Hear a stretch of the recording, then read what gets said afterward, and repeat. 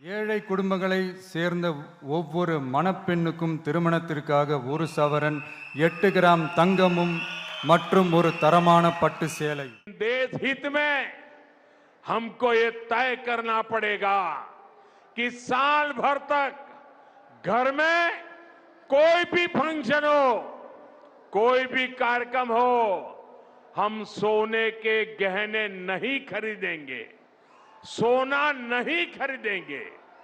పేద కుటుంబాల్లోని అమ్మాయిల పెళ్లికి 8 గ్రాముల బంగారం, అలాగే ప్రభుత్వ ఆసుపత్రిలో పుట్టే పిల్లలకు బంగారు ఉంగరం. ఇవి తమిళనాడు సీఎం విజయ్ ఇచ్చిన ఎన్నికల హామీలు.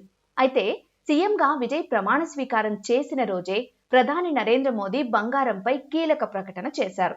దేశంలో ఏడాది పాటు బంగారం కొనుగోళ్లు ఆపాలని ప్రజల్ని కోరారు. ప్రధాని పిలుపు నేపథ్యంలో విజయ్ ఇచ్చిన బంగారం హామీ సంగతేంటనే చర్చ జోరందుకుంది.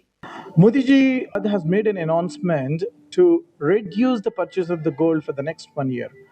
Instead of coming up with a solution, Modi government is trying to impose the restrictions on the essential or the commodities, especially the gold.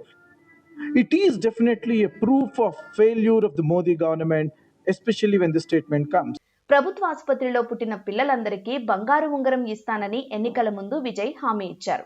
అయితే ఆ ఉంగరం ఎంత బరువు ఉంటుందనే విషయంపై ఇప్పటి వరకు స్పష్టత లేదు. 2024-25లో తమిళనాడు ప్రభుత్వ ఆసుపత్రిలో పుట్టిన పిల్లల సంఖ్య 4,51,547 అని అంచనా. ఉదాహరణకు వీరందరికీ ప్రస్తుత మార్కెట్ ధర ప్రకారం 22 క్యారెట్ల 1 గ్రాము బంగారం చొప్పున ఇచ్చిన విజయ్ ప్రభుత్వం కేవలం ఈ ఒక్క పథకానికే దాదాపు 677 కోట్ల రూపాయలు ఖర్చు చేయాల్సి ఉంటుంది. 1 గ్రాము ఉంగరానికే పరిస్థితి ఇలా ఉంటే ఇక కొత్తగా పెళ్లి చేసుకునే అమ్మాయిలకు 8 గ్రాముల బంగారం ఇవ్వడం పెను సవాల్ కానుంది. நாங்க வாக்குறுதி ஒன்னொன்னா சைன் பண்ணிட்டு இருக்கோம் சார்.